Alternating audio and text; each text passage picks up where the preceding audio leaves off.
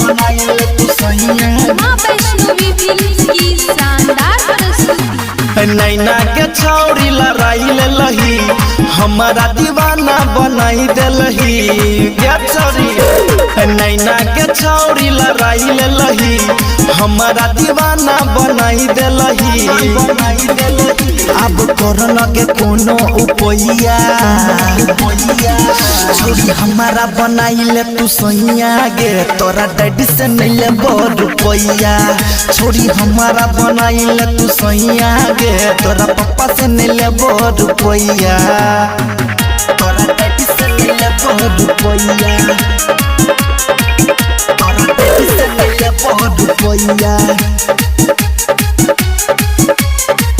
छोरी हमारा बनाइले तू सैया गे तोरा पापा से नहीं लेबो रुपैया।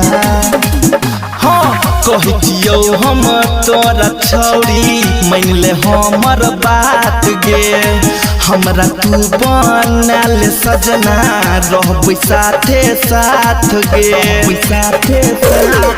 कहियो हम तोरा छौरी मान ले हमर बात गे हमरा तू बनल सजना रहबै साथे साथ गे।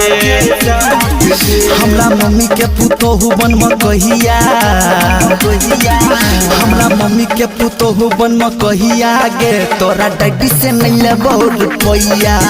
छोरी हमारा बनाइले तू सैया गे तोरा पापा से नहीं लेबो रुपैया। तोरा डैडी से नहीं लेबो रुपैया। तोरा डैडी से नहीं लेबो रुपैया। छोरी हमारा बनाइले तू सैया गे तोरा पापा से नहीं लेबो रुपैया। हाँ सोलहो सिंगार को के सोझाया भी हटे छैने नजरिया गे दिल में हमरा बैस गेल सुन ल छोरी बिजरिया गे। सोलहो सिंगार को के सोझाया भी हटे छैने नजरिया गे दिल में हमरा बैस गेल सुन ल छोरी बिजरिया गे। दुल्हन बहिन कयब ही तू कहिया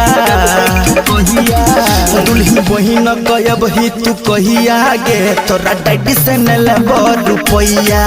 छोरी हमारा बनाइले तू सैया गे तोरा पापा से नहीं लेबो रुपैया।